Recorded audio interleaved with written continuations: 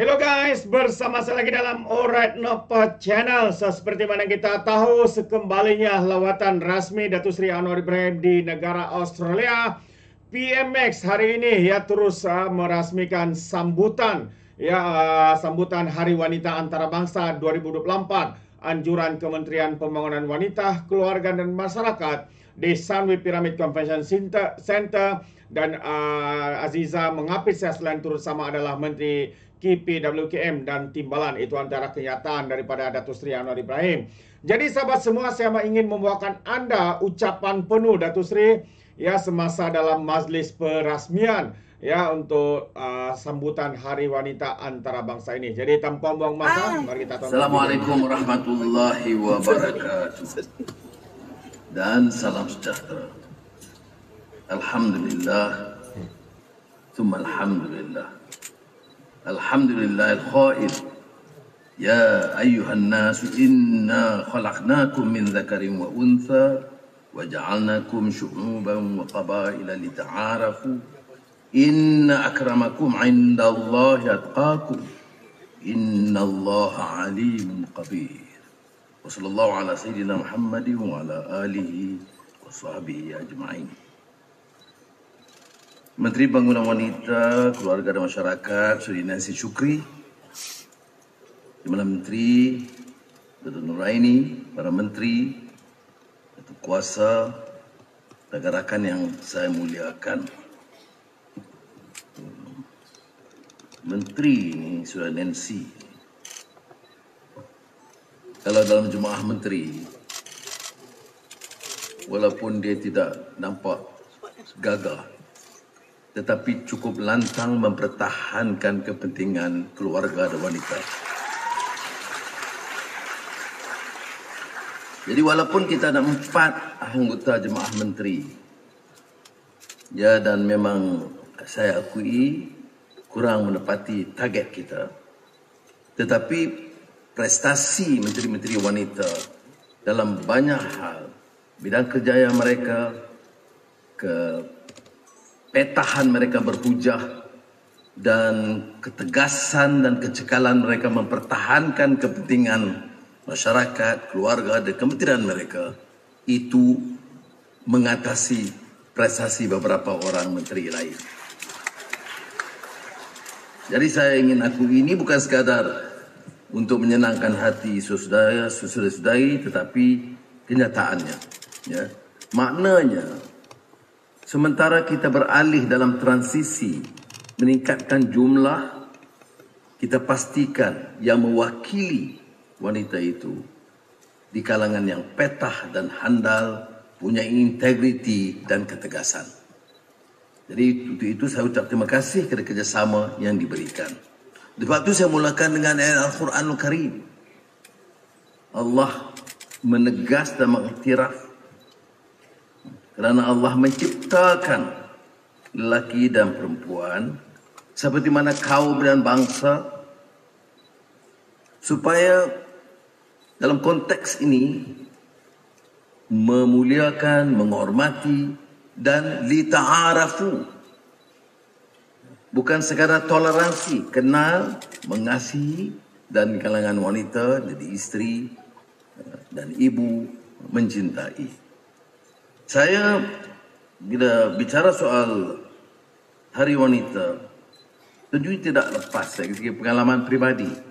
Saya bersyukur kepada Allah Taala dan selain ini bapa ibu yang sangat luar biasa, kesabarannya, kepintarannya, mengajar saya bukan sahaja perkara-perkara asas di sekolah, tetapi arti hidup, arti perjuangan, rajin membaca, memaparkan pengalaman, melihat buku-buku karya Haji Abdul Malik Karim Amrullah Hamka umpamanya. Di saat peringkat saya masih muda. Dan sentiasa menunjukkan keprihatinan kasih kepada masyarakatnya. Beliau aktif dalam beberapa badan kebajikan dan mengetuai pada ketika itu kaum ibu UMNO Malaysia. Semasa itu belum lagi wanita UMNO, itu kaum ibu UMNO Malaysia, dan ia membantu saya kerana menjelajah ke kampung-kampung yang sangat daif di sekitar Bukit Mertajam, di kampung di sudut Alma, Bukit Tengah, kawasan-kawasan yang pedalaman, yang pada masa itu saya kecil tak kalah mengiringi beliau. Saya rasa aneh, apa yang menyebabkan susah payah berjalan berjam-jam untuk menyadarkan masyarakat erti kemerdekaan, mengapa masyarakat harus bersatu. Itu sebenarnya mempengaruhi hidup saya dan erti perjuangan bagi saya. Dan tentunya lah di antara keputusan saya yang paling membahagiakan adalah memilih Azizah sebagai teman hidup saya.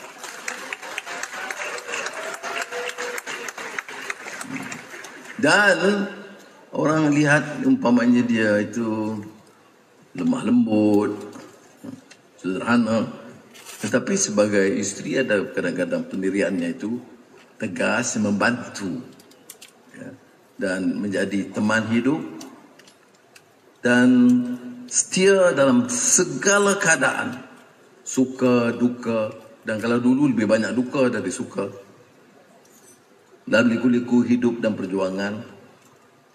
Dan kalau lihat anak-anak saya ada yang sudah kelihatan berjaya, tentunya kerana ibu mereka lebih daripada bapa mereka, kerana bimbingan dan kesabaran Azizah menjaga mereka.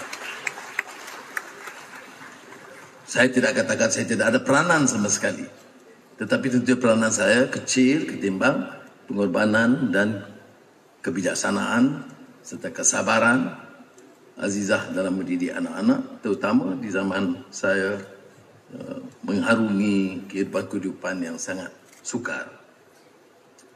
Jadi tentu saudara boleh maafkan saya bila bicara soal wanita, hari wanita, saya tidak boleh melepaskan ingatan sepanjang perjalanan tadi, kenangkan ibu saya dan bersyukur kerana Azizah masih menampingi saya.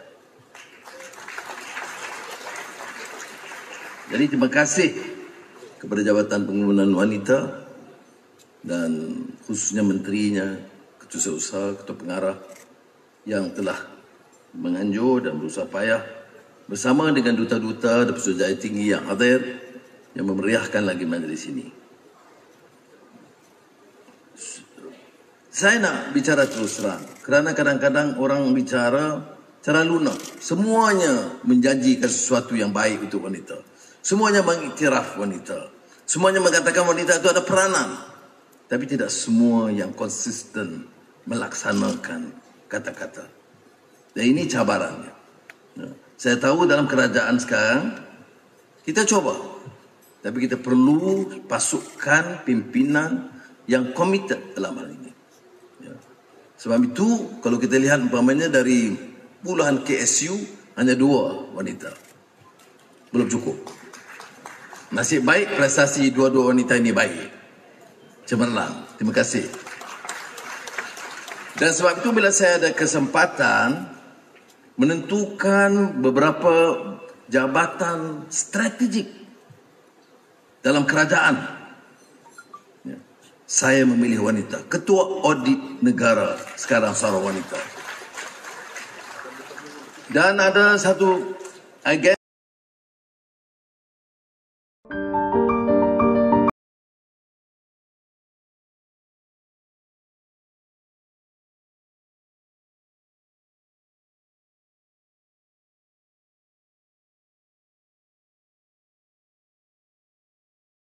mencabar, punyai masalah yang banyak dan memerlukan ketangkasan pimpinan untuk menentukan ia cukup berkesan dan memberikan hasil yang lumayan. Ketua Pengarah Kastam pun seorang wanita. Jadi kalau Saudara Nancy kata tak ramai, saya kata, jangan kata tak ramai. Seorang tu kadang macam 10. Dengan gagangnya, dengan tegasnya, dengan membeliakkan matanya. Kalau macam Ketua Audit Negara, kalau dia lalu saja semua dah. Dan 1-2 laporan dia terus berminggu-minggu saya kena ulas. Tadi pun saya kena ulas tentang LTAT dan Felda, tak salah saya. Ya. Itu kerana apa? Kerana catatan yang dibuat oleh seorang tokoh wanita di negara kita. Ini tidak bermakna kita tidak boleh menambah. Kerana prestasi yang penting. Kita tidak lantik wanita kerana wanita. Kita tidak lantik umpamanya seorang tokoh muda kerana dia muda. Kita lantik kerana kewibawaannya, ketagasan, kebijaksanaan dan integritinya. Dalam negara yang sedang berkembang, negara madani ini, yang sangat penting dalam perbicaraan soal tata kelola adalah integriti, kesungguhan pertahankan prinsip dan adilitisme. Barulah boleh kita bangunkan bangsa dan negara. Ibu yang kasih kepada anak-anaknya, mau yang sebaik mungkin. Anaknya yang mencuri pensel di sekolah, ditegur dan minta pulangkan balik. Anak itu yang membesar, bila jadi pemimpin, jangan mencuri tanah dan saham dan kompleks. Kerana latihan dan didikan ibu. Sebab itu saya pernah ingat satu puisi, kata salah saya daripada W.S. Rendra, mengingatkan pimpinan,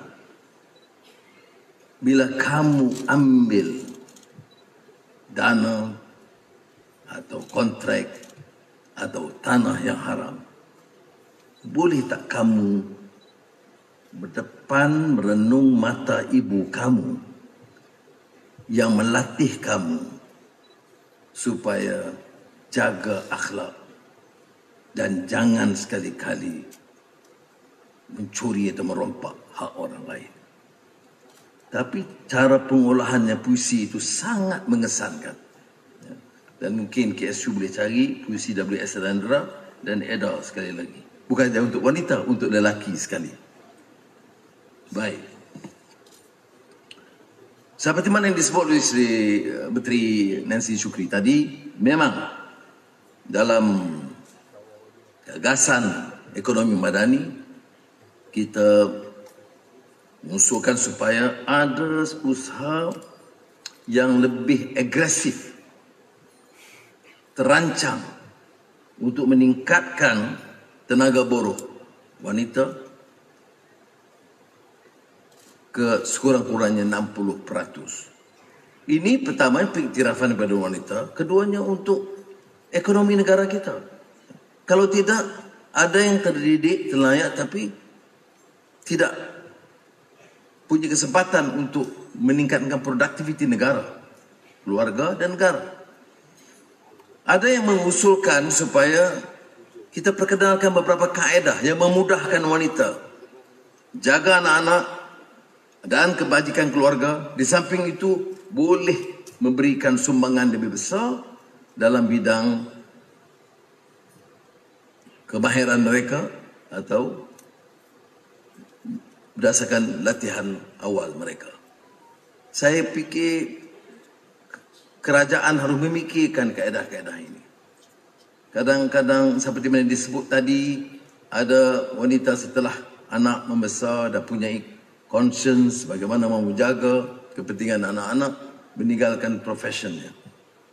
Apakah mungkin kerajaan memikirkan satu kaedah di mana memberikan ruang supaya sebahagian waktu itu untuk mengawal anak-anak dan sebahagiannya masih boleh beri sumbangan profesionnya atau jabatannya. Ya, tentunya ada menuntut perubahan dari segi pemikiran kita yang biasa, yang konvensional. Ada waktu kerjanya, ada peraturannya, ada SOP-nya. Kita yang buat peraturan itu, kita yang menetapkan SOP-nya. Dan kalau kita rasa perlu betul-betul meningkatkan sumbangan dan keupayaan wanita, apakah tidak mungkin kita sesuaikan sedikit peraturan dan SOP supaya lebih ramai wanita dapat memberikan sumbangan yang lebih bermakna kepada negara. Dan saya percaya kerana kita sekarang sedang di peringkat akhir mengkaji skim persaraan kerja pejabat awam dengan maksud meningkatkan kadar upah kerana sudah lebih 10 tahun tidak dikaji. Ya. Jadi kita sedang mengkaji dan saya akan bincang dengan KSN di KPPE supaya memberikan sedikit ruang dan kelonggaran. Walaupun mungkin dengan gaji yang kurang, kalau umpamanya biasa orang bekerja dari jam 8 sampai jam 4. Kalau dia kerja kita 4 jam, maka kadar upah mungkin sekadar 4 jam. Tapi sekurang-kurangnya kita boleh memanfaatkan wanita yang merasa terdesak untuk menjaga kepentingan anak-anak mereka di rumah. Enjoy great devices and even better savings with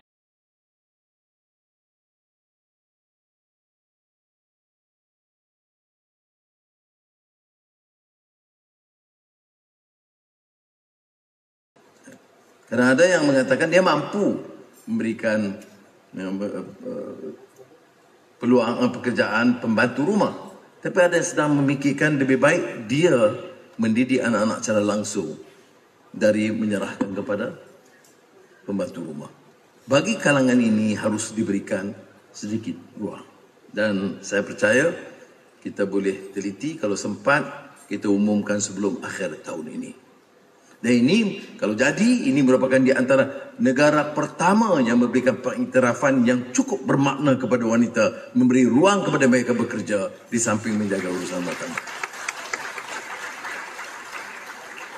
Pada hari ini Akta Anti Gangguan Seksual Akta 840 dikuatkuasakan sepenuhnya dan Tribunal bagi Anti Gangguan Seksual akan bermula beroperasi sebagai satu platform alternatif mengendalikan aduan gangguan seksual yang cepat, mudah dan kos yang minimum. Hal ini sebenarnya menggusarkan kerana kalau kita tengok melihat liputan media dan media sosial, kadang-kadang perkara ini berlaku meluas. Gangguan kepada anak-anak, kes-kes gangguan seksual dari keluarga, dari guru, dari ustaz. Ini berlaku. Sebab itu selain pada akta ini, kebetulan tadi saya dengan Menteri Dalam Negeri dan Ketua Polis Negara, saya telah arahkan supaya Polis Diraja Malaysia lebih tegas, lebih cepat, lebih pantas bertindak kepada mana-mana laporan yang dilakukan.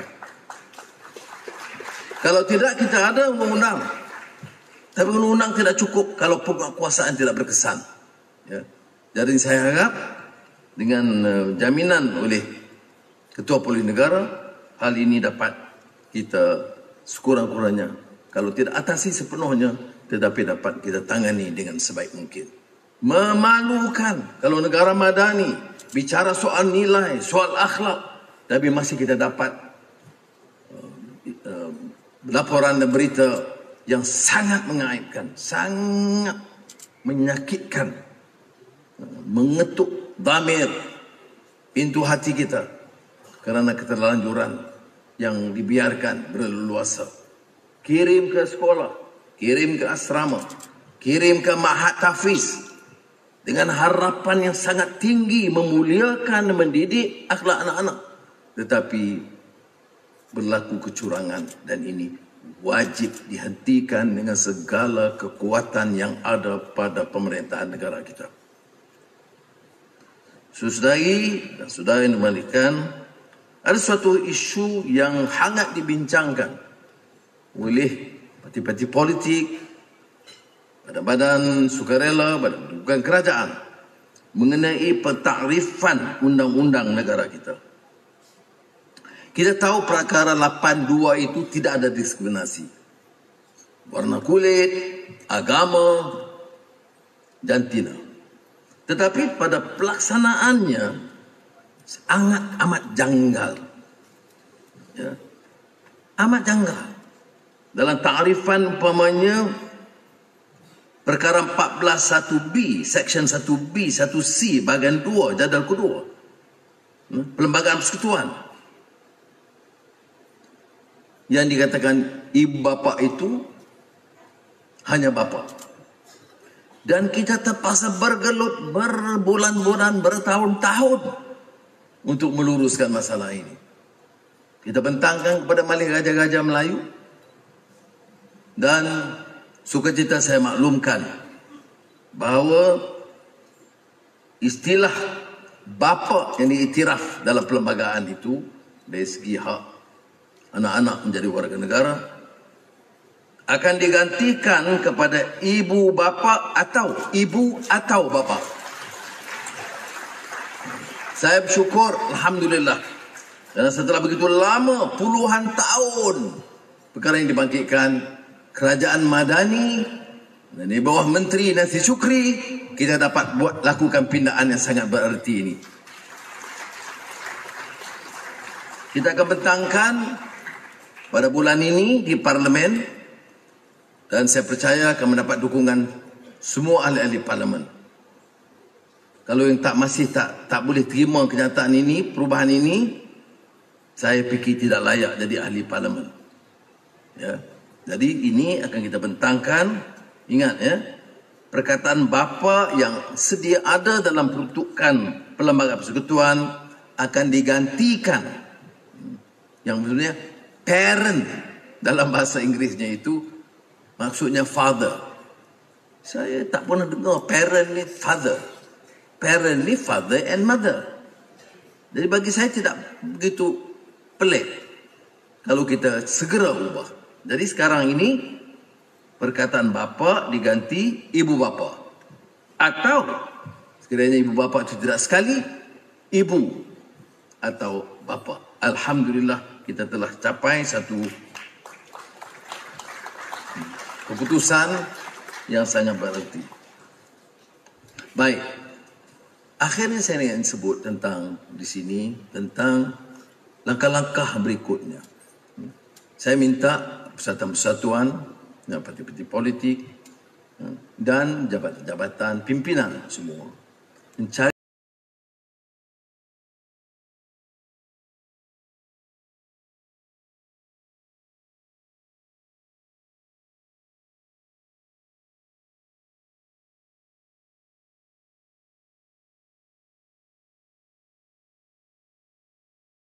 jalan, kerana wanita ini dia bukan satu badan asing, dia sebahagian dari keluarga.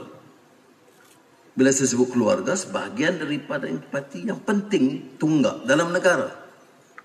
Now if it is part of the society and part of the nation, then must be a common resolve by all, not only by women but by men, by departments, by political parties, by leaders, by community leaders, to ensure that we effect change and reform to recognize the legitimate role of women in this country, and that we must do tanpa tolak ansur, insyaAllah.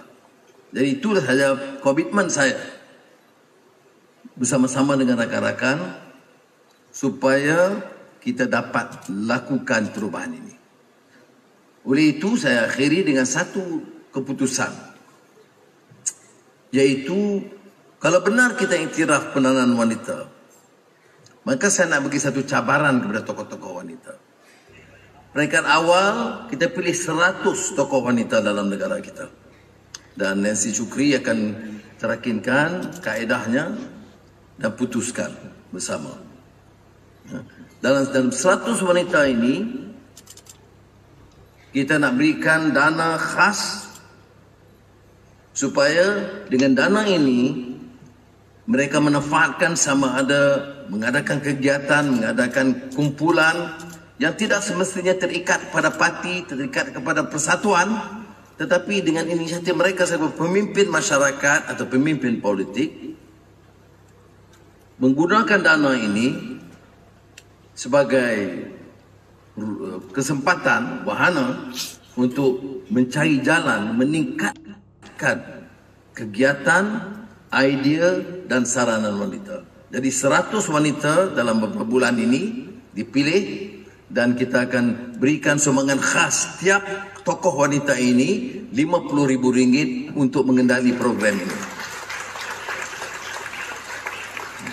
Sebagai peringkat permulaannya.